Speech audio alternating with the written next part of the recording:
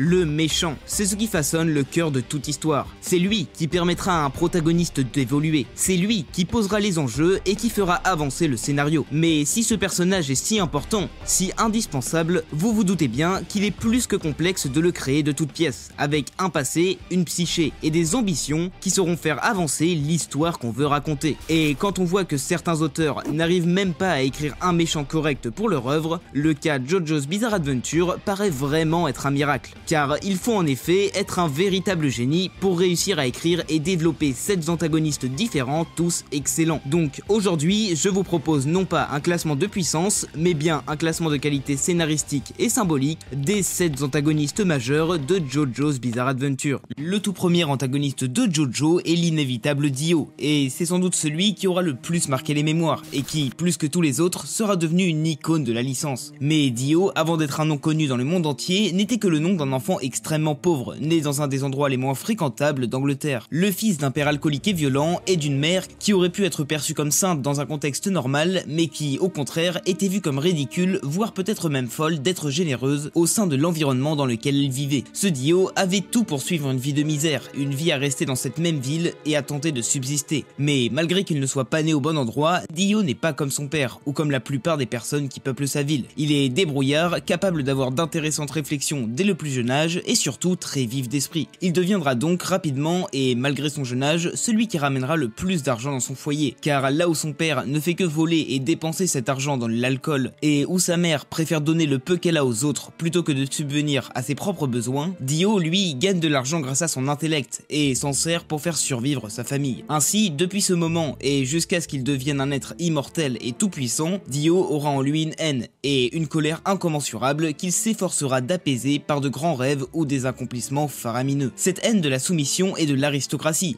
cette colère envers l'humanité tout entière vient de cette époque charnière, cette période où Dio a suffoqué sous le poids de sa pauvreté et où il a tenté de survivre tant bien que mal à la misère qui l'entourait. Et cette époque traumatisante pour l'enfant qu'était Dio finira par dicter sa vie entière, par rester inscrite en Dio sous la forme d'une colère incessante qu'il tente pourtant de dissimuler. Ainsi, bien qu'il possède un intellect supérieur, un esprit tactique hors norme, ou même des capacités d'analyse très efficaces, il finit toujours par faire une erreur ou par avoir un excès d'ego qui naît sans doute de cette colère qui finit toujours par sortir et ramener Dio à son inévitable destin. Dans le but d'échapper à ce destin ou même d'oublier le passé qui le hante, Dio, toute sa vie, n'a jamais cessé de rechercher l'excellence, d'aller toujours plus haut dans la puissance. Ainsi, au lieu de se contenter d'être choyé par la famille Joestar et de se servir de la chance qui lui souriait enfin pour vivre une vie parfaite, Dio a voulu plus. Il a voulu argent, pouvoir et vengeance. Ces envies indécentes qui paraissent irréalisables étaient pourtant à la portée de Dio, qui a su se rendre compte dès son plus jeune âge de sa supériorité vis-à-vis du commun des autres hommes. Et comme il le fera toute sa vie, Dio va céder à ses envies. Il va tenter tant bien que mal, quitte à tout risquer, de voler le nom et la fortune de la famille Joestar qui l'avait pourtant recueilli. Il avouera d'ailleurs lui-même dans son journal que cette idée était totalement stupide et uniquement motivée par une envie de vengeance irréfléchie. Cependant, même si Dio paraît être devenu un sage et avoir compris ses erreurs passées, dans les faits, il ne fait que les répéter à des échelles différentes. Car après avoir voulu s'élever tout en haut de l'humanité en devenant un de ses membres les plus importants, Dio changera de plan et décidera de transcender son humanité pour assujettir le reste du monde et devenir un dieu. Cette envie de domination totale, qui vient évidemment d'un complexe d'infériorité lié encore une fois à son passé de misère, se matérialisera à travers plusieurs aspects de l'histoire de Dio. Déjà, quand il tentera de dominer le monde via une armée de zombies, Dio se sentait intouchable, réellement divin par sa capacité à enlever une vie en un clin d'œil et à soumettre un humain à sa volonté par son simple charisme. Mais sa suprématie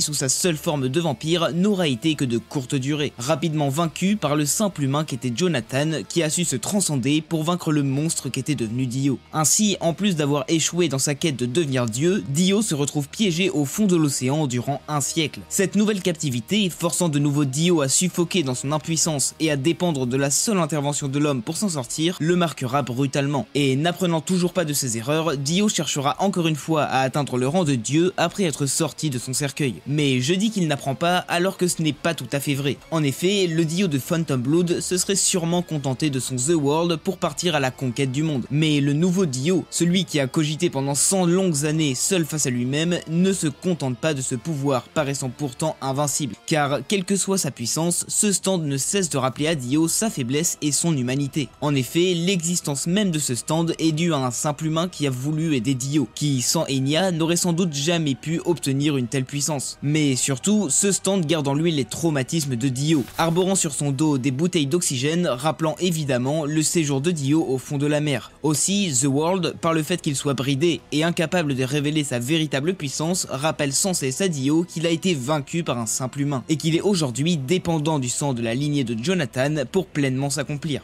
Il va donc chercher à s'approprier le sang des Joestar, d'une part pour obtenir sa forme la plus parfaite, mais surtout pour supprimer la trace de ses défaites passées, afin de, encore une fois, calmer cette haine qu'il voue désormais à la famille Joestar. Ainsi, pour devenir le dieu qu'il a toujours voulu être, pour devenir un être inéluctable et affranchi de ce destin qui n'a cessé de lui rappeler sa condition humaine, Dio va créer un plan pour obtenir le pouvoir d'un dieu, un plan pour obtenir Made in Heaven. Cela dit, ce plan n'aura même pas le temps de commencer que Dio sera déjà tué par Jotaro, symbole de l'héritage et de l'humanité qui triomphera une ultime fois de Dio. On peut revenir un peu en arrière dans l'histoire de Dio pour nous rendre compte que depuis son enfance jusqu'à la fin de Phantom Blood, il ne semble n'avoir jamais ressenti d'affection particulière envers le moindre membre de sa famille, et en fait jamais envers personne. C'est d'ailleurs ça qui explique qu'il ait commis 2 parricides, qui découle sans doute également de la haine intérieure de Dio, de sa haine envers la violence et le gaspillage pour le meurtre de son père, et de sa haine incommensurable envers les riches aristocrates pour celui de son père adoptif George, qui lui était pourtant un père modèle, preuve de la trace indélébile qu'a laissé son passé sur Dio. Et cette haine, ce dégoût mêlé à de la méfiance envers la famille Joestar restera et s'intensifiera avec les années. Dio ne cessera de détester cette famille qui représente tout ce qu'il réprouve, l'humanité à son état le plus pur, cette humanité qu'il a rejetée et reléguée à l'état de déchet, cette humanité qu'il souhaite dominer et asservir et qui, à travers cette famille, lui tient tête et l'humilie de nouveau. Mais alors, s'il a une telle haine des aristocrates et des héritiers, pourquoi est-ce que la seule personne qu'il n'ait jamais respectée et considérée comme son égal, c'est Jonathan? Eh bien, car Jonathan lui a beaucoup appris. C'est face à lui qu'il a compris de ses erreurs et qu'il a su devenir l'être quasi divin qu'il sera par la suite. Mais c'est surtout car, au-delà d'être seulement humain, Jonathan est mu par de réelles convictions, par des préceptes de vie auxquels il ne dérogera jamais et qu'il applique pour toute personne. Jonathan sauve la femme, comme l'enfant, comme le vieillard, tout comme le pauvre. Il s'est donné pour mission de faire le bien et de veiller à l'honneur de tout humain qui le mérite, et il s'y tient sans jamais faillir. Et certes, on serait en droit de s'attendre à ce que Dio soit le premier à trouver cette conduite ridicule, mais comme nous, il comprend que, quelle que soit la finalité d'une conduite, si on s'y tient vraiment et qu'on y met toute son âme, alors on mérite le respect. Et Dio comprendra ça après avoir perdu 4 fois face à Jonathan. Et bien qu'il ait des idées radicalement opposées à celles de son frère, il ne peut que le respecter pour être allé jusqu'au bout de ses convictions jusqu'à son dernier souffle. Ainsi, Dio est un antagoniste infiniment intéressant tant il est complexe et rempli de nombreuses contradictions. C'est un personnage qui cherche à éradiquer la famille Joestar alors qu'il en est dépendant pour obtenir la pleine maîtrise de son corps. Un personnage qui cherche à détruire l'humanité qui lui est pourtant indispensable pour subsister. Bref, un personnage terriblement humain qui continue tant bien que mal sa quête pour devenir Dieu. Très honnêtement, même si ce n'est pas mon antagoniste préféré, surtout je pense car c'est très compliqué de s'identifier à lui, on est quand même bien obligé d'admettre que Dio est un antagoniste d'une perfection sans précédent. Que ce soit son passé, sa relation avec les Joestar, son évolution ou même sa psyché profonde, Dio est un personnage à la fois si complexe et si simple à comprendre qu'il s'adapte à la personne qui le regarde. Enfin bref, je pense que c'est très objectivement un des meilleurs antagonistes de JoJo, voire même de tout manga confondu, et j'imagine que tout le monde sera à peu près d'accord sur ce point. Mais comment parler du vampire Dio sans évoquer le créateur des masques de pierre, celui par qui tout a commencé, le seul être à avoir réellement obtenu le rang de dieu dans l'univers de JoJo, j'ai nommé Cars. Cars est un être qui, par essence, depuis qu'il est né, a pu être qualifié de divin. Il est ce que les hommes du XXe siècle ont appelé homme du pilier. Depuis qu'elle existe, l'humanité a compris le gouffre qu'il existait entre elle et cette race de surhommes ne vivant que la nuit, qu'elle considérait comme un peuple de dieux, un peuple d'entités qui détenait le pouvoir d'éradiquer toute espèce, mais également un peuple pacifiste par nature, qui, par sa grande puissance, a su comprendre qu'il portait une grande responsabilité. Or, ce peuple n'était pas non plus parfait. En effet, ces dieux que rien ne semblait pouvoir faire frémir, que même le temps lui-même ne pouvait emporter, avaient en fait un talon d'Achille très handicapant. Ces hommes du pilier étaient extrêmement sensibles aux rayons du soleil, qui par un simple toucher pouvaient les réduire en cendres. Mais cette limite à leur pouvoir n'était qu'une simple caractéristique naturelle, empêchant ces hommes du pilier d'asservir le monde et de le plier totalement à leur volonté. Et ce handicap a été perçu comme tel dans leur société et a su être accepté comme un simple équilibre naturel par tous les individus. En fait non, pas vraiment tous les individus. Kars, un génie parmi les hommes du pilier, empli d'ambition, était frustré par cette limite qui le séparait de Dieu, car là où les autres êtres de son espèce se contentaient de ce qu'ils avaient, lui voulait vraiment plus, toujours plus. Il convoitait davantage de pouvoir, de territoire et de longévité. Il voulait devenir réellement un dieu. Ainsi, Kars était un être dangereux, non pas par sa simple nature d'homme du pilier, mais bien à cause de cette folie des grandeurs le poussant à aller toujours plus loin dans la démesure. Et si on nous explique dans le manga qu'il a compris que le cerveau de son espèce cachait des propriétés spéciales, on peut facilement imaginer, vu tout ce qu'il a été capable de faire par la suite, qu'il a sans doute sacrifié un de ses confrères pour arriver à cette simple conclusion. Mais encore une fois, Kars est avant tout un génie qui a réussi, alors que tout le reste de ses congénères se contentait d'absorber des animaux et des plantes, à développer des masques pouvant révéler le véritable potentiel des êtres vivants. Des objets faits de pierre pouvant transformer un simple humain en machine à tuer se tenant tout en haut de la chaîne alimentaire. Mais ce qui peut pourtant être vu comme un exploit n'a été perçu que comme un cuisant échec par Kars. En effet, il n'a jamais cherché à rendre les autres espèces plus puissantes. Au contraire, il souhaitait les dominer, se tenir tout en haut de ce monde peuplé d'êtres inférieurs. Et c'est après cet échec que se révèle la réelle ambition de Kars, perçue comme folie par le reste de son peuple qui ne voit ces masques que comme un outil de destruction qui dérègle l'ordre naturel. Ainsi, Kars a révélé sa vraie nature, celle d'un être qui cherche à tout prix la puissance, quitte à faire tous les sacrifices. Kars ne rechigne en effet devant rien. Il détruit et extermine tous ceux qui se dressent devant lui sans le moindre remords, que ce soit un simple rocher ou ses propres parents.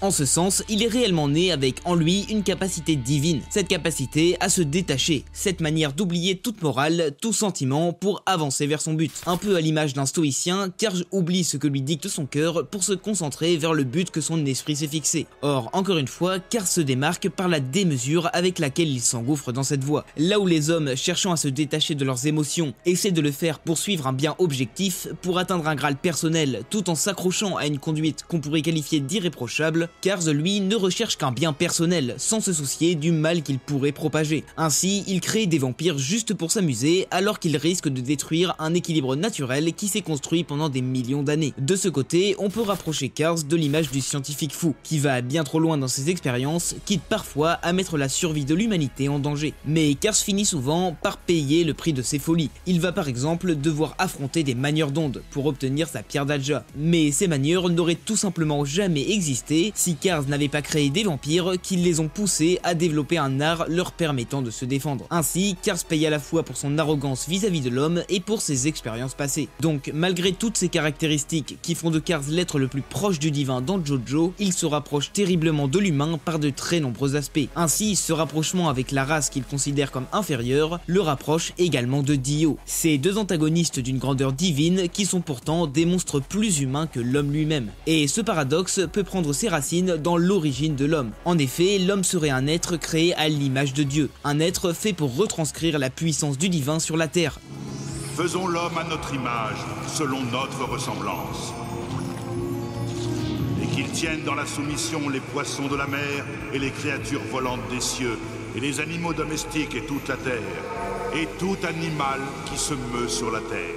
Ainsi, des personnages comme Dio ou Kars, qui surpassent eux-mêmes les humains par leur intellect supérieur, ne font en fait que se rapprocher de plus en plus de l'homme en tentant de devenir Dieu. Mais au-delà de ce paradoxe, nos deux antagonistes se rapprochent également sur de nombreux points de leur psyché. Ils sont tous deux des êtres de démesure, qui cherchent toujours plus de pouvoir pour échapper à un passé qui leur fait honte, durant lequel ils ont suffoqué et ont été forcés de se terrer pour vivre. Mais dans leur quête vers la grandeur, ils ont tous deux laissé derrière eux destruction et honte, qui sera le terreau fertile qui donnera naissance à une lignée d'hommes qu'ils pensaient avoir exterminés mais qui survivra pour traverser les âges et les mener à leur perte. Et si Dio a créé une lignée de Joestar guerriers qui viendront le chercher chez lui pour le tuer, Kars a engendré des manieurs d'ondes qui, durant des milliers d'années, ont perpétué et amélioré leur technique, pour finalement avoir le niveau de vaincre des êtres aussi puissants que Wamuu ou Kars dans Battle Tendency. Mais la différence majeure qu'il peut y avoir entre ces deux êtres se trouve dans leur nature même. Kars étant un être naturellement supérieur aux hommes, il est donc normal qu'il soit supérieur à Dio en tout point, qui lui n'a l'esprit que d'un simple humain. Ainsi, Dio est capable de rester calme, de se maîtriser et d'utiliser à la perfection ses capacités physiques et intellectuelles pour atteindre atteindre son but quoi qu'il arrive. Donc Cars est un réel père pour les antagonistes de JoJo's Bizarre Adventure, étant à la fois le seul à être devenu réellement un dieu, mais également celui qui a induit tous les autres en créant les masques de pierre. Cela dit, par sa nature d'être surhumain, Cars est un personnage bien plus dur à comprendre et moins complexe que Dio, mais son image reste tout de même extrêmement intéressante, et je trouve qu'il est quand même un peu trop mis de côté à cause du peu de temps qui lui est donné dans le manga. Mais si les 3 premières parties étaient plutôt tournées vers le divin et vers une puissance en constante croissance, Diamond is Unbreakable revient à une échelle beaucoup plus humaine. Plus de monde à sauver ou d'ambition démesurée, ici on a affaire à une simple traque d'un tueur en série dans la petite ville de Morio. On ne connaît pas le passé de Yoshikage Kira aussi bien que celui de Dio, essentiellement car il semble avoir un impact plus faible sur la vie de celui-ci. En effet, Kira est né dans la jolie ville de Morio, petite banlieue japonaise qui s'est justement industrialisée peu de temps après la naissance de Kira. Il a donc vécu une enfance apparemment tout à fait classique, étant assez doué dans la plupart des domaines, mais n'excellant réellement nulle part. De ce qu'on voit de la relation entre Yoshikage et son père à la fin de la partie 4, il semble être très attaché à son fils, voire peut-être même un peu trop. En effet, on peut déjà relever une potentielle surprotection du jeune Kira par ses parents, qui semblent tout lui excuser, même les meurtres qu'il commet. Même si, en soi, cela n'est pas étonnant quand on sait que le père de Kira était avant tout un adepte de Dio, ayant sans doute inculqué à son fils une morale assez laxiste.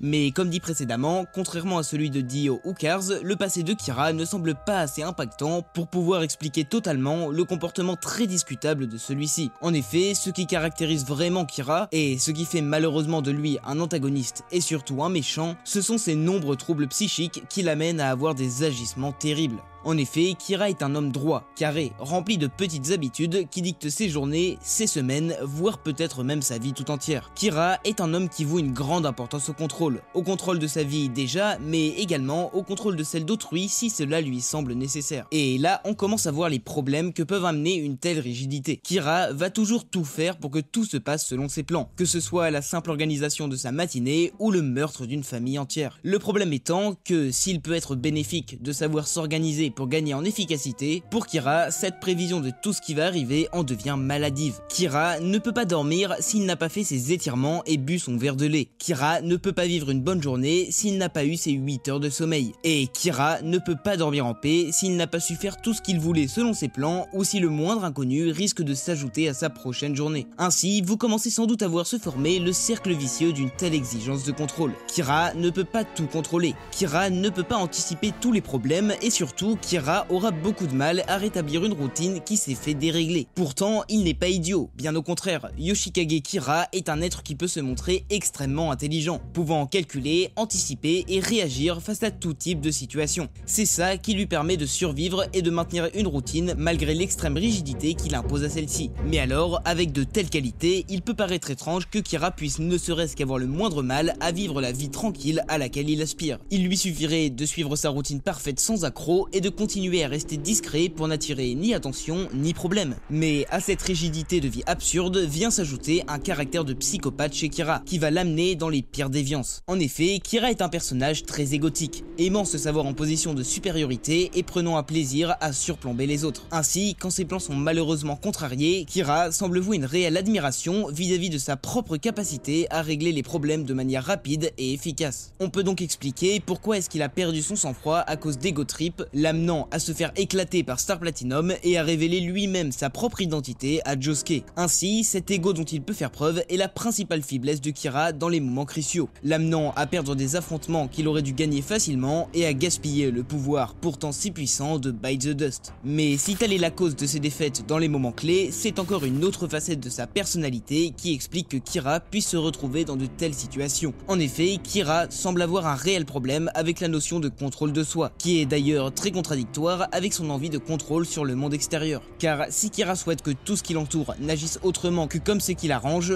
quand il s'agit de lui-même, c'est bien différent. Ce pan de sa psyché semble provenir tout droit de son enfance, sûrement passé sans la moindre barrière. Ainsi, si beaucoup de personnes ont des fétiches, la plupart des êtres humains les gardent pour eux ou ne les assouvissent que dans des conditions adéquates. De son côté, Kira a une attirance pour les mains de femmes, d'abord éveillée par la vue des mains selon lui parfaites de Mona Lisa. Mais ce qui n'était à la base qu'une simple attirance, que n'importe qui aurait pu assouvir de manière saine et contrôlée, se transformera très vite chez Kira en une dépendance maladive. Les mains d'une vraie femme ne lui conviennent pas, elles ne peuvent pas en permanence être à sa disposition et il ne peut pas faire tout ce qui lui chante avec. On retrouve encore une fois cette idée de débandade personnelle conjointe à un contrôle maladif sur les choses extérieures qui se clarifie ici. En effet, Kira semble tenter de compenser le manque total de contrôle qu'il a sur lui et sur ses pulsions via un contrôle sur l'extérieur qui semble certes plus dur à mettre en place, mais qui dans l'idéal pourrait permettre de ne pas contraindre Kira tout en gardant un semblant de stabilité, un équilibre extrêmement fragile qu'une simple poussière pourrait gêner. C'est donc pour ça que Kira est si rigide et si prévoyant. C'est pour protéger cet équilibre de vie d'une fragilité sans pareil. C'est pour continuer à vivre comme il l'entend malgré le mal que sa conduite pourrait induire. Car pour trouver cet équilibre, pour être capable d'imposer un contrôle total sur l'objet de ses désirs, Kira n'a trouvé d'autre solution que de tuer des femmes dont il convoitait les mains pour ne garder que celles-ci. Ainsi, ce qui n'était à la base qu'une attirance somme toute classique deviendra une déviance morbide, un idylle sans défaut pourtant voué à s'arrêter et à pousser Kira à tuer de nouveau, pour retrouver un bonheur éphémère qu'il est assuré de perdre encore une fois. Cette déviance, cet entêtement dans la réalisation de ses désirs amène Kira vers un nouveau cercle vicieux, le poussant à toujours plus tuer pour être en plus de moins en moins satisfait de ses trouvailles. Le plus surprenant reste quand même le détachement total de Kira vis-à-vis de ses actes pourtant atroces. Il tue des femmes, des innocents et même des enfants sans le moindre remords. Kira se félicite même d'avoir éliminé Shigechi, un simple collégien, car il a ainsi sauvé sa petite vie tranquille. Et dans cette formulation de son idéal, Kira est également très détaché de la réalité. Il ne viendrait à personne de qualifier la vie du serial killer qu'est Kira de petite vie tranquille. Ce détachement total des codes sociaux et de la réalité de ses actes semble également être un symptôme de la psychopathie qui touche apparemment Yoshikage Kira. Mais pour tout humain normal, il serait tout bonnement impossible d'entreprendre une vie similaire à celle de Kira, pour la simple raison que tuer est un crime capital qui, s'il est répété à ce point, finit forcément par être puni. Mais ce qui offre à Kira une telle liberté dans ses dérives, c'est évidemment son stand. Un stand qui lui a été offert par son père alors que Kira était déjà l'être troublé et le tueur qu'on connaît bien. Ainsi, il a obtenu un stand précisément taillé pour l'aider à assouvir ses macabres désirs. Un stand qui lui permet d'entreprendre ses meurtres de manière insoupçonnable. Bref, un pouvoir le poussant à tendre davantage vers ses déviances les plus sombres, n'ayant à présent plus la moindre limite. Mais en réalité, ce qui fait que Kira est réellement dangereux et ce qui fait de lui un antagoniste vraiment génial, c'est sa dualité. Kira est un homme qui paraît tout à fait normal. Il a l'apparence d'un salaryman japonais classique, voire peut-être même un peu plus beau et musclé que la moyenne. Personne ne serait tenté de penser qu'il pourrait être le monstre qui se cache derrière les 50 meurtres et disparitions mystérieuses de Morio. Et encore une fois, Killer Queen représente également cette facette de Kira. Son design est lisse sur tout le corps. Il fait penser à un gentil chat, mais quand on regarde sa vraie nature, quand on regarde dans ses yeux, on se rend compte qu'il est en fait un véritable monstre. Ainsi, Kira Yoshikage, en sa qualité de monstre qui se déguise en homme, s'oppose totalement au Jojo qu'il affronte dans sa partie. Josuke représentant un homme qui paraît mauvais d'extérieur, qui semble n'être qu'une petite frappe sans grand intérêt et sans valeur, alors qu'en réalité, il est un être au grand cœur qui œuvre pour le bien de tous, un être exceptionnel possédant le pouvoir de soigner toute personne autour de lui. A contrario de Kira, qui lui possède le pouvoir de détruire et de tuer. Mais malgré tout ça, malgré qu'il soit montré en opposition de l'être le plus humain, malgré qu'il nous soit représenté comme un monstre sanguinaire, un être incohérent qui n'agit que par pur égoïsme, Kira ne serait-il pas le reflet de tout homme? En effet, Kira représente les pires défauts de l'humain, des défauts qui sont ici grossis et exagérés pour en faire un personnage détestable, mais des traits qui se retrouvent tout de même dans la plupart des hommes. En ce sens, Kira est une image du côté sombre qui sommeille en chacun, un côté qu'il est possible de maîtriser et qu'il est même admis de soumettre à sa volonté, mais un côté qui existe quand même. Ainsi, bien qu'il paraisse inhumain tant il a de défauts, Kira est un personnage dans lequel quiconque peut retrouver une part de lui-même. C'est un personnage qui se détache des autres antagonistes car on peut le comprendre ce qui le pousse à aller aussi loin et à céder autant à ses pulsions qui le rongent. Matérialisé par ses ongles qui ne cessent de pousser quand il est stressé et qu'il ronge sans pouvoir s'en empêcher, comme beaucoup d'entre vous le font sûrement. Donc Yoshikage Kira est vraiment un excellent antagoniste. C'est très complexe de pouvoir créer un personnage à ce point mauvais et qu'on peut pourtant autant comprendre. Et pour ça, je l'estime meilleur que Cars. Cela dit, les symboliques qui l'entourent restent tout de même moins fortes que celles qui entourent Dio, qui semble être un parfait mélange entre l'humanité profonde de Kira et la divinité grandiose de Cars.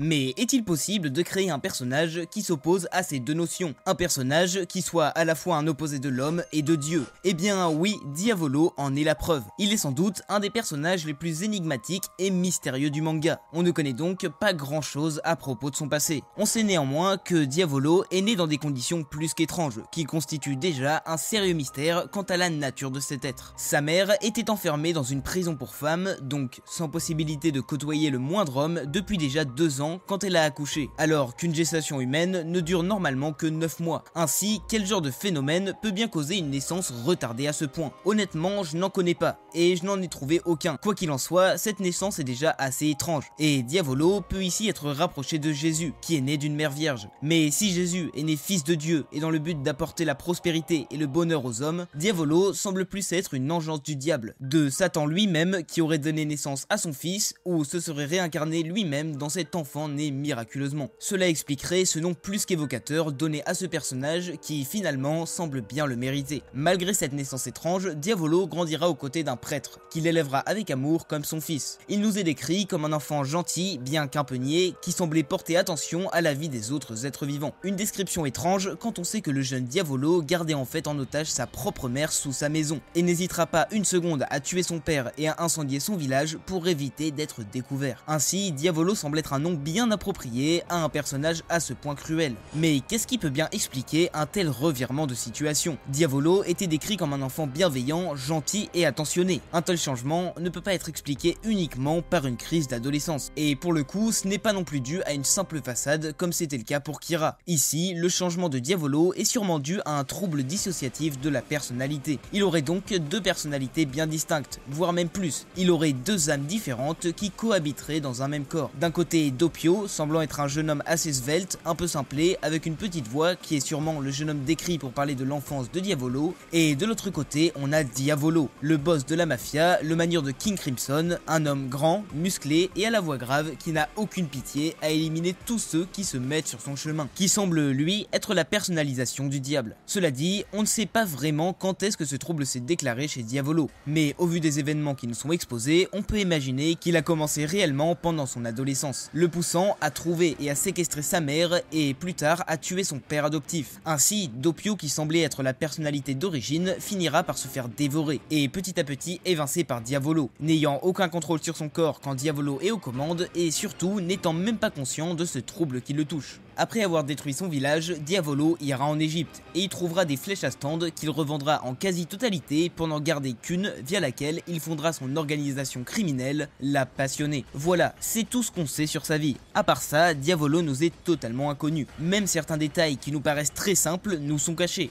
On ne connaît par exemple pas la vraie provenance de King Crimson. Peut-être l'a-t-il obtenu grâce à la flèche ou peut-être l'a-t-il éveillé naturellement. Mais surtout, on ne connaît pas les motivations et les envies de Diavolo. Pourquoi avoir fondé la Passionnée et vouloir à ce point dominer les hommes? Et surtout, pourquoi Diavolo est-il à ce point omnubilé par son passé? Car oui, un des plus grands pans de la psyché de Diavolo, c'est cette obsession pour effacer toute trace de son passé. Ce besoin maladif d'annihiler la moindre trace de sa vie passée pour que personne ne puisse savoir qui il est et que personne ne puisse remonter jusqu'à lui. Diavolo semble vouloir plus que tout devenir un fantôme, un être de l'ombre dont personne ne connaît ni le nom ni le visage et qui contrôlerait le monde des hommes. Mais si cette envie d'effacer ses traces semble être commune à toutes les personnes importantes cherchant à rester en sécurité, et si elle paraît en adéquation avec ses ambitions, elle finira bien vite par prendre une place bien trop importante dans la vie de Diavolo. Si cette discrétion vis-à-vis de son passé n'aurait dû être qu'un outil pour faire croître son organisation, celle-ci deviendra une vraie obsession, un commandement de vie pour Diavolo qui finira par vouer son existence même à cette quête impossible et qui en perdra la vie dans Vento Oreo. Et cette quête vers un but inatteignable pour l'homme s'accompagne d'un ton d'ironie pour Diavolo. En effet, Diavolo est sans doute l'homme le plus puissant, l'homme avec le plus d'emprise sur le temps qui existe, et pourtant son King Crimson, en qui il a tant confiance, ce stand qu'il considère et décrit lui-même comme ultime, ne lui permet pas de maîtriser la seule portion du temps qui l'intéresse vraiment. Comme pour le narguer, le destin lui a offert ce pouvoir si puissant, paraissant invincible et maîtrisant présent et futur, mais n'ayant pas le moindre moyen d'agir sur le passé. Cette dimension de décalage, à la fois si infime et si considérable entre le pouvoir de Diavolo Diavolo et ses ambitions me font penser qu'il n'a pas obtenu ce stand via la flèche, mais bien naturellement. En effet, quand il a découvert les flèches, Diavolo a rapidement développé son organisation, ce qui laisse à penser qu'il avait déjà ce genre d'ambition durant son voyage, et donc que son désir de contrôle du passé était également déjà présent. Or, s'il s'était piqué à un moment où ce désir était en lui, il serait logique qu'il ait obtenu un pouvoir en adéquation. Donc je pense qu'il a eu son King Crimson naturellement. Je ne saurais pas dire exactement quand, mais c'est sans doute un moment dans lequel Diavolo avait besoin d'un contrôle sur le présent, expliquant ses capacités temporelles. Ainsi, comme Kira ou Dio avant lui, Diavolo semble être doté d'une très grande intelligence, lui ayant permis de bâtir la plus grande organisation criminelle d'Italie et qui lui sert dans Golden Wind à élaborer des stratégies quasiment parfaites malgré les situations délicates dans lesquelles il peut se trouver. Mais cette intelligence est malheureusement entravée par les obsessions maladives de Diavolo, qui fait une telle fixette sur le contrôle qu'il en finit par l'estimer plus important que sa propre vie. C'est également ça qui l'a d'abord poussé à aller tuer lui-même le Bucci Gang au lieu de s'en débarrasser avec la horde d'autres subordonnés qu'il possédait, et ensuite amené à autant convoiter la flèche et les pouvoirs du Requiem, qu'il voyait sans doute comme sa dernière chance d'obtenir une capacité lui permettant d'agir directement pour effacer toute trace de son passé, plutôt que de devoir se contenter d'en effacer les conséquences dans le présent. Et malgré son entêtement parfois idiot, Diavolo est tout de même prêt à tout pour accomplir ce qu'il estime important. Ainsi, il ne se pose aucune limite. S'il doit tuer son propre père pour ne pas avoir de problème judiciaire, il le fera. S'il doit tuer des innocents dans un incendie pour recommencer sa vie, il le fera. Et s'il doit assassiner sa propre fille de sang-froid pour que personne ne puisse remonter sa trace, il le fera aussi. Diavolo semble ne se poser aucune limite pour la bonne et simple raison qu'il s'estime supérieur. Que par le simple fait qu'il ait obtenu un pouvoir surpuissant, par sa simple chance, il pense être un surhomme et il pense égaler Dieu. On peut ici faire un parallèle avec l'image de Satan qui se serait réincarné en Diavolo. En effet, Diavolo est un homme qui a reçu les grâces du destin, qui grâce à celui-ci a obtenu un stand surpuissant et n'a cessé d'avoir de la chance. Ainsi, ces avantages que lui a offert le destin ont fait perdre la notion de mesure à Diavolo, qui s'est pris à imaginer pouvoir rivaliser avec ce destin qui l'avait tant aidé. Diavolo commettra donc bon nombre de péchés dans l'idée qu'il ne pourrait jamais être châtié. Déjà en tuant à la fois un homme de foi qui était également son père, ensuite en s'en prenant à son propre sang, en séquestrant sa mère et en tentant de tuer sa propre fille, et enfin Diavolo essaiera de se jouer du destin lui-même, qu'il prendra pour acquis, qu'il estimera d'office de son côté, et surtout qu'il tentera d'outrepasser en s'emparant de la flèche qui ne lui était pas destinée. Mais tout comme son homologue biblique, Diavolo paiera le prix fort pour cette arrogance, en étant contraint de subir un châtiment pire que la mort, un enfer parfaitement taillé pour être le plus désagréable possible à sa personne. Ainsi, Diavolo, l'homme du contrôle, celui qui rêvait de pouvoir tout maîtriser, se retrouve en pur spectateur de sa propre souffrance, incapable de changer le cours des choses, contraint à mourir sans cesse pour l'éternité. Très honnêtement, je pense que Diavolo est sans doute un des antagonistes les plus parfaits de JoJo, dans le sens où il a réussi à être une antithèse à la fois au Joestar et à Dio. Il représente à la fois l'inverse de Dieu et de l'homme. Ainsi, pour le simple fait qu'il paraisse totalement impossible de créer un antagoniste aussi parfaitement intégré au message d'une œuvre, Diavolo mérite une excellente place. Mais est-ce qu'il est vraiment meilleur que Dio? Car c'est vrai que Diavolo amène beaucoup de questions, mais celles-ci restent de simples interrogations vis-à-vis des mystères qui entourent sa vie. Alors que Dio, lui, amène à des questionnements plus philosophiques vis-à-vis de sa nature et du paradoxe qu'il constitue. Donc, pour cette raison, je ne mettrai pas Diavolo au-dessus de Dio. Mais ce n'est vraiment pas passé loin. Et c'est surtout impressionnant de voir deux antagonistes aussi bons dans une seule et même œuvre.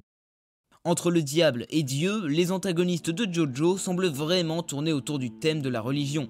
Alors quoi de mieux pour continuer dans cette lancée qu'un homme d'église, Enrico Pucci. Il est né dans une famille italienne de renom, mais malgré l'argent et le confort qui l'entourait, le jeune Pucci a toujours eu pour ambition de devenir prêtre. Jusque-là, cette enfance semble vraiment très paisible, à tel point qu'il n'y a quasiment rien à en dire. Mais ce qui va conditionner Pucci pour le restant de sa vie, ce qui le rendra aussi mauvais et ce qui le poussera à suivre Dio, c'est bien le destin tragique qu'il partage avec son frère jumeau. En effet, le frère de Pucci a été enlevé à la naissance par une femme et remplacé par un bébé mort-né. Cela dit, le cours de la vie a fait que Domenico, frère de Enrico, a rencontré sa sœur, et n'étant pas au courant qu'ils étaient de la même famille, Perla et Domenico sont tombés amoureux. Cela dit, pour Pucci, qui lui connaissait la vérité sur les liens qui existaient entre ces deux-là, il était impossible de les laisser entretenir ce genre de relation. Mais inconscient des risques que comprenait le travail avec des personnes peu fréquentables, Pucci embaucha un homme à tout faire, pour faire en sorte que sa sœur ne côtoie plus son frère. Mais l'homme qu'il avait embauché était en fait un énorme raciste, qui pendra sauvagement avec l'aide de ses amis au chapeau pointu Domenico, entraînant le suicide de Perla. Cet événement traumatisant marquera le début des dérives de Pucci, qui après cela retirera ses souvenirs et donc sa personnalité à son frère et ira rejoindre Dio pour servir sa cause une bonne fois pour toutes. À partir de ce moment-là, Pucci deviendra un adepte convaincu de Dio. Non pas convaincu comme les autres par la peur ou par le charisme de Dio, mais bien par une réelle compréhension des idées de celui-ci, que Pucci semble pleinement partager. Ainsi, ce sont les nombreux chocs et les questionnements philosophiques qui en découlent qui semblent avoir amené Pucci vers toutes ses croyances. D'abord, il croira en un dieu chrétien, en quête de réponse et d'explications vis-à-vis de la mort de son frère. Mais si cette première implication religieuse était bonne pour Pucci, lui permettant de trouver des réponses et de continuer sa vie plus sainement, le culte pour Dio, lui, sera bien moins sain pour Pucci, qui, à ce moment-là, avait plus que besoin de retrouver une stabilité psychologique. En effet, au fur et à mesure qu'il passe du temps avec Dio, Pucci devient de plus en plus accroché à son plan et à son idéal. Si Pucci n'avait émis la thèse d'une gravité qui régirait la vie des hommes seulement pour comprendre les phénomènes qui l'entouraient, il finira par vouloir plus que la connaître, ou même la comprendre, la contrôler. Ainsi, suivant les pas de son mentor, Pucci mettra sa vie entière au service de ce plan lui permettant d'atteindre le paradis de Dio. Un idéal qui finira, à force de discussion et de partage d'idées, par également devenir celui de Pucci. Ainsi, le fait que Dio ait réussi à installer une réelle intimité entre Pucci et lui, et les traiter comme un ami, lui permettra de mieux manipuler le jeune Pucci, de mieux lui inculquer des valeurs et des idées qui paraissent, pour n'importe quelle personne extérieure, totalement délirantes, mais qui aux yeux de Pucci, aux yeux d'un simple adolescent totalement endoctriné, semble tout à fait logique et pleine de sens. C'est donc comme ça que Dio, peut-être inconsciemment, a fait de Pucci un fanatique total à sa cause, un être pleinement convaincu qu'il fait le bien, qu'il avance dans le bon sens, et que rien ni personne ne pourra jamais faire changer d'avis. Pucci est donc tombé dans une croyance qui va l'enfermer dans un cercle de pensée qu'il gardera toute sa vie. Pucci est un être piégé par ses propres convictions, qu'il est totalement incapable de remettre en question. Et c'est ça qui fait tout le paradoxe et l'intérêt de ce personnage. Pucci est un homme qui toute sa vie a œuvré pour le bien, et qui, même durant Stone Ocean, pense faire le bien, pense offrir au monde et aux êtres qui le peuplent un paradis bien mérité. Là où tout le monde le voit comme un monstre, comme un être sans âme et extrêmement égoïste, Pucci, lui, se voit comme un sauveur, comme un être au grand cœur qui voue sa vie au salut de l'humanité. Le but de ce pouvoir n'est nullement de tous vous éliminer. Il ne s'agit pas non plus de devenir le plus fort. Sa raison d'être est tout autre. C'est de guider l'humanité tout entière sur la voie du bonheur. Laissez-moi vous présenter mon nouveau stand, et avec lui mon nouveau pouvoir. J'ai décidé de baptiser ce stand Maidenhaven.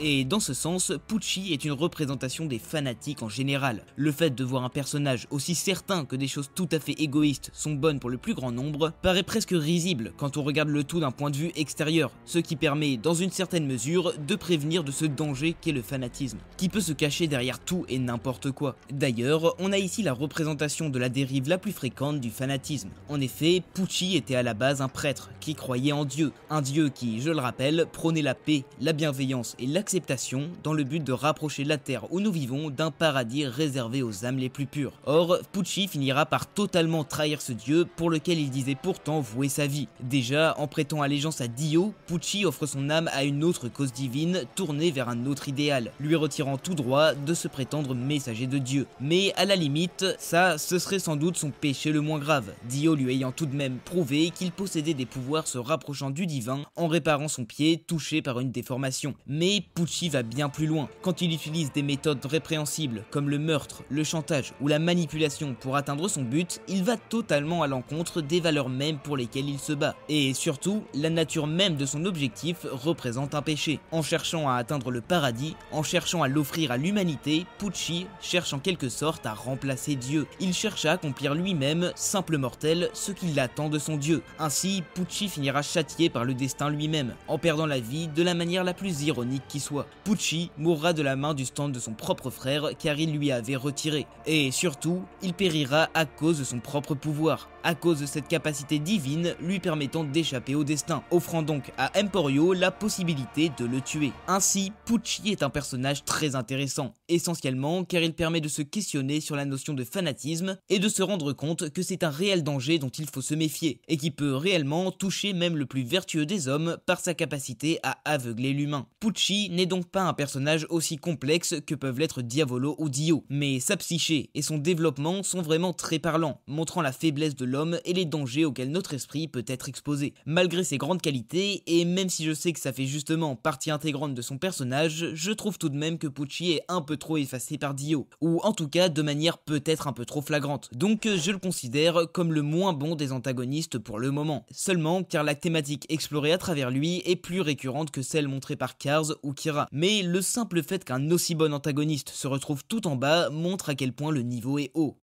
Après tant de parties à parler de dieux et d'hommes aux ambitions planétaires, revenons à une perspective un peu plus personnelle et à un point de vue un peu plus restreint. Funny Valentine. On ne connaît pas grand chose sur son passé, mais contrairement au cas de Diavolo, ici, le peu qui nous est montré est amplement suffisant pour connaître et comprendre ce personnage. En effet, il est né aux États-Unis, et alors qu'il n'était qu'un enfant, son père est parti à la guerre pour défendre sa patrie. Dans l'attente constante de nouvelles de son père, le jeune Funny reçoit un jour la visite du capitaine Valentine, qui se présente comme un collègue et bon ami de son père. Mais au lieu de rapporter de bonnes nouvelles, celui-ci explique à Funny les circonstances dans lesquelles son père est mort. Des circonstances héroïques, faisant de son père un homme respectable et fier jusqu'à la fin. Ainsi, Funny, n'étant encore qu'un enfant, sera profondément marqué par ce comportement honorable de son père, qui n'a pas failli à son devoir envers sa patrie malgré la torture, et ce grâce à une seule chose, sa famille. C'est cette conduite, ce patriotisme grandiose, qui conduira la vie de Funny, devenu peu après Funny Valentine, qui lui aussi, tout comme l'a fait son père, vouera sa vie à sa nation, et fera tout pour assurer la sûreté et la prospérité des États-Unis. Mais un jour, Valentine trouvera miraculeusement une partie du corps sain, le cœur, et toujours pétri de cette idée de garantir la grandeur de son pays, il se donnera pour mission de réunir toutes les parties de ce corps, afin d'en offrir le pouvoir à sa nation. Et vis-à-vis de la question de l'utilisation de ce corps sacré, Valentine a une idée bien définie, une analogie qu'il semble avoir réfléchi pour se convaincre autant que pour convaincre autrui que sa décision est bonne. Il utilise donc l'analogie de la serviette, qui décrit une table sur laquelle chacun des convives aurait une serviette à sa droite et une serviette à sa gauche. Dans cette situation, le premier à se saisir de sa serviette définirait de quel côté chacun devrait prendre la sienne.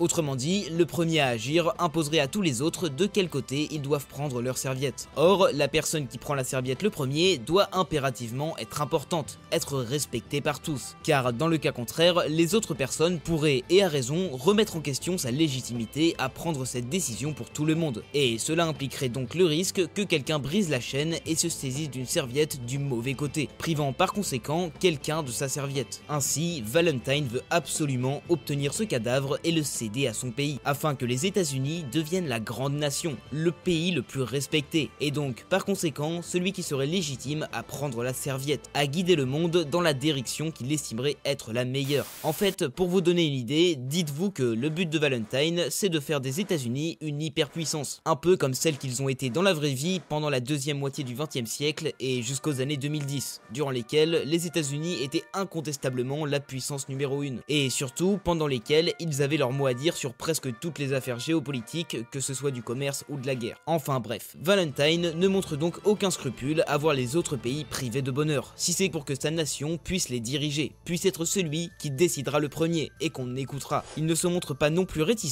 à l'idée de sacrifier d'autres personnes, même des compatriotes, même des innocents. On voit à travers ces différents aspects de Valentine à quel point son père l'a marqué, à quel point il l'a inspiré. Valentine est pleinement investi dans la grandeur de son pays, ayant même réussi à être élu président pour pouvoir assurer sa prospérité. Et en ce sens, on peut rapprocher Valentine de Pucci, qui, comme lui, a fini par vouer sa vie entière à une cause qu'il pensait être juste, mais qui en fait causait beaucoup de souffrance. Quoique, sur ce point précis, les deux personnages sont tout de même assez différents, mais on reverra ça plus tard. Quoi qu'il en soit, ils restent tout de même tous deux de vrais fanatiques, pleinement investis dans ce qu'ils considèrent comme un paradis. Ainsi, Valentine va, durant toute la Steel Ball Run, tenter de s'accaparer les différents morceaux du corps sacré. Cela dit, il est également un personnage capable de beaucoup de choses différentes, tant que celle-ci le rapproche de son objectif. En effet, il est avant tout un véritable génie tactique, capable de prendre conscience des dangers et des risques qui l'entourent et de réagir en conséquence. Ainsi, il ne va pas profiter de son statut de président des États-Unis pour ordonner à son armée de chercher le cadavre à sa place, sachant pertinemment que cela risquerait de faire du bruit et d'attirer des convoitises autour du cadavre. Il va donc opter pour la discrétion et profiter de l'ambition et de la crédulité de Steel pour récupérer discrètement les parties du cadavre. Et encore une fois, il avait prévu que de potentiels gêneurs pourraient participer à la course et tenter de s'accaparer des parties du cadavre. Ainsi avait-il approché au préalable des manieurs de stand pour pouvoir les envoyer neutraliser les coureurs un peu trop curieux. Mais au-delà de ce rôle qu'il tiendra durant la plus grande partie de Steel Ball Run, Valentine est également capable de se sortir les doigts pour aller tabasser lui-même tous ceux qui ne partagent pas son amour envers l'oncle Sam. Enfin, plus sérieusement, comme dit plus tôt, il est réellement un patriote convaincu, prêt à tout pour sa patrie, comme le suggère son dos lacéré de cicatrices représentant un drapeau américain. Ainsi, Valentine n'hésite pas, quand il voit la fin de son plan se dessiner, à aller lui-même combattre non pas un, mais bien 4 combattants aguerris à la fois pour récupérer le dernier élément du corps du Christ. Et si certains voient son changement de chara-design comme un Araki Forgot,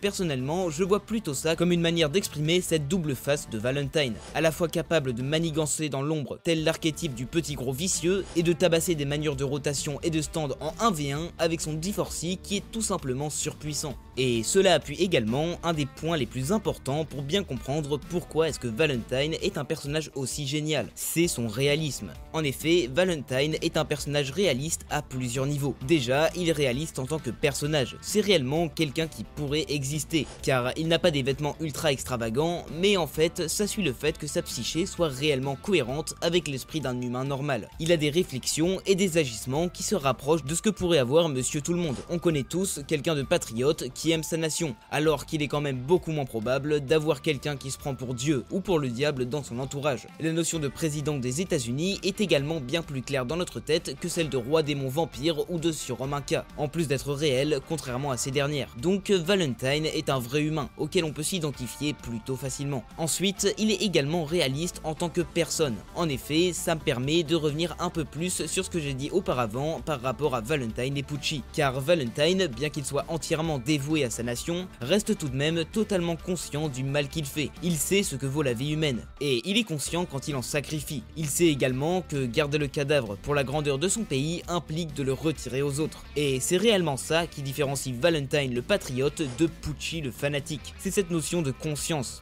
et donc par extension de contrôle. En effet, si Valentine veut prendre la serviette en premier, c'est parce qu'il est conscient que s'il ne le fait pas, quelqu'un d'autre le fera, et que cette personne ne sera peut-être pas bien intentionnée, ou n'aura par exemple pas la puissance ou le respect nécessaire pour assurer que tout le monde suive son choix. Ainsi, Valentine en tire rapidement la conclusion que, quitte à ce qu'un pays garde le bonheur pour lui tout seul, autant que ce soit le sien, autant que le corps revienne aux États-Unis. Aussi, Valentine reste un homme très cartésien, qui fonctionne par élimination et qui réfute toute pensée idéaliste qui mènerait selon lui forcément à la perte. Ainsi, son objectif est certes égoïste en un sens, mais il permet également d'amener le bien pour un nombre conséquent de personnes, là où certains voudraient ne garder ce pouvoir que pour eux-mêmes. Et on arrive au point le plus important, ce qui fait réellement de Valentine un antagoniste de génie. C'est sa place objective dans la morale de sa partie. Alors, pour clarifier un peu tout ça, on est d'accord que, quand on lit Phantom Blood ou Stardust Crusaders, on sait clairement que les JoJo sont les gentils, qui se battent pour la survie de l'humanité, et que Dio est le méchant, le vilain vampire égoïste qui se bat que pour sa propre grandeur. C'est tout à fait implicite, mais on sait clairement que, quel que soit le point de vue qu'on prend, le gentil restera le JoJo et le méchant sera toujours Dio. Et bien maintenant, posons-nous la question pour Steel Ball Run. Imaginons qu'on suive le tout du point de vue de Valentine. Eh bien, on est un président qui aime son pays et qui veut récupérer un objet mystérieux qui permettrait d'offrir bonheur et prospérité à notre peuple. Cela dit, un petit égoïste veut nous prendre ce cadavre pour le garder pour lui tout seul et pouvoir regagner la mobilité de ses jambes, qu'il a d'ailleurs perdu à cause d'une méchanceté gratuite. Et oui, tourné comme ça, on voit tout de suite un peu moins Johnny comme un gentil et Valentine comme un méchant. Et c'est pour ça que pour Valentine, j'utilise uniquement le terme d'antagoniste et pas de méchant méchant, car il n'est pas méchant à proprement parler, c'est simplement un personnage qui a des intérêts qui le poussent à combattre notre protagoniste. Et plus que ça, si on regarde le tout d'une manière tout à fait objective, Valentine apparaît en fait comme être le gentil, le vrai héros de Steel Ball Run. Certes, Valentine n'est pas tout blanc, il manipule, envoie à la mort et tue pas mal de manieurs au cours de la Steel Ball Run. Mais comme dit précédemment, Valentine est un homme réaliste, qui sait prendre certaines mesures drastiques si elles sont vraiment nécessaires à la réalisation de son plan. Mais en soi, déjà, s'il avait juste été bête et méchant, il aurait envoyé son armée retourner le pays, ce qui aurait très sûrement entraîné un conflit armé planétaire pour l'obtention du cadavre, ce qui aurait, vous en conviendrez, fait bien plus de morts que la quelques dizaines induites par Steel Ball Run. Mais au-delà de ça, Valentine reste celui qui souhaite faire la meilleure utilisation de ce cadavre. Si tous les autres, Johnny,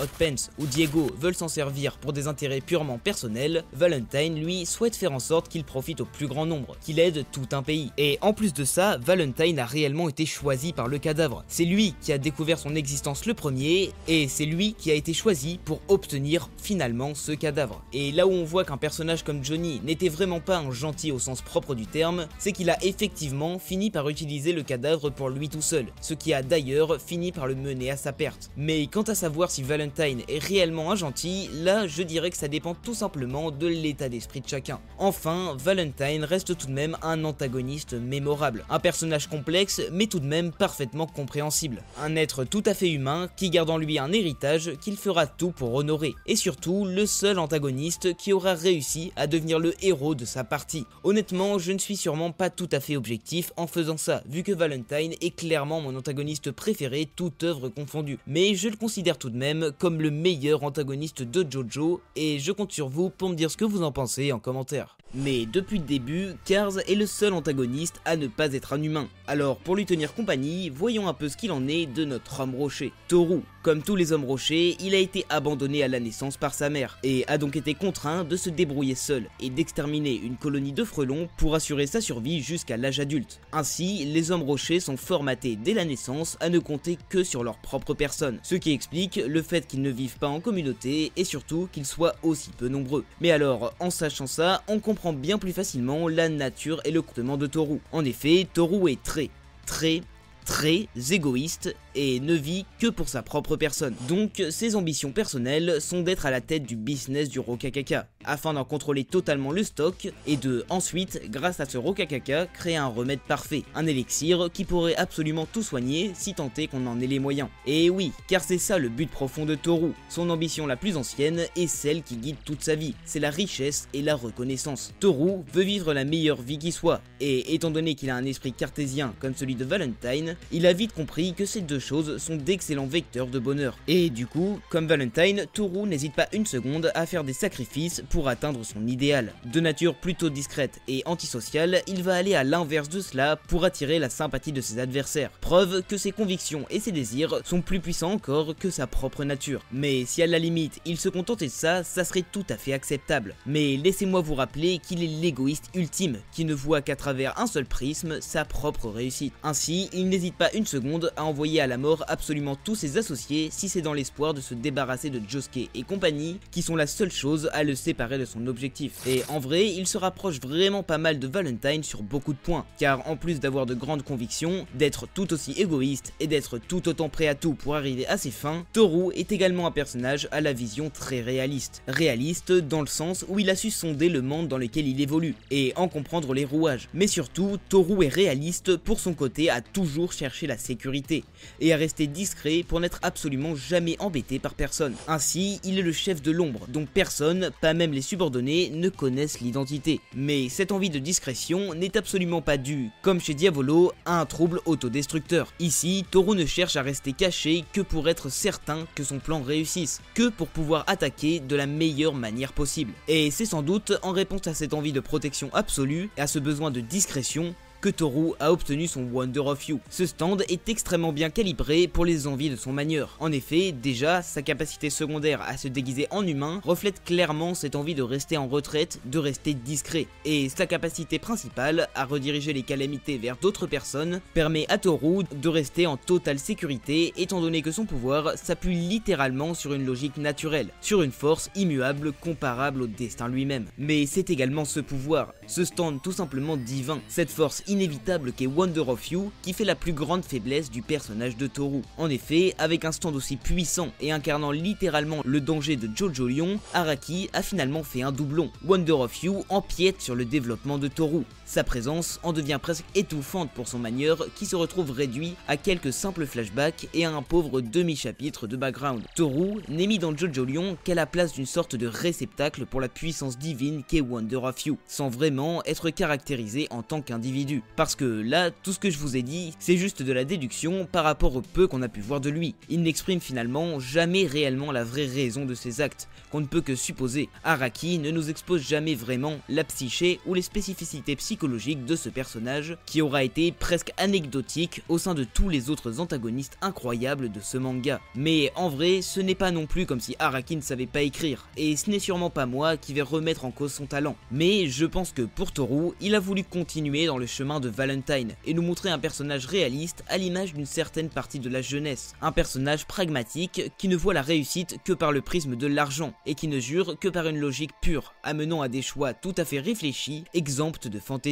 Mais en créant un personnage aussi classique, aussi normal, Araki a également créé un personnage moins intéressant, qui n'est pas mauvais, loin de là, mais qui est juste moins inspirant, moins grandiose que les autres antagonistes de Jojo. C'est d'ailleurs aussi ça qui fait que la fin de Jojo Lion est un peu plus fade que les autres, car comme dit en intro, c'est un antagoniste qui façonne une histoire, et qui donc est l'élément principal de sa conclusion. Or ici, on n'avait pas de réelle relation particulière avec ce méchant, qu'on connaissait à peine, et qui est mort sans nous provoquer d'autres émotions que le simple soulagement de voir nos protagonistes survivre. Mais malgré tous ces défauts qui font de lui, je pense que vous l'avez compris, le moins bon antagoniste de Jojo, Toru reste tout de même un très bon personnage si on parle du monde de manga en général. Tout comme Jojo Lion est également estière en termes de manga. Et en soi, Araki a tenté quelque chose, qui, j'en suis sûr, a sûrement dû plaire à pas mal de monde. Maintenant, il ne nous reste plus qu'à espérer qu'il réussisse une ultime fois à créer un antagoniste de légende pour la partie 9.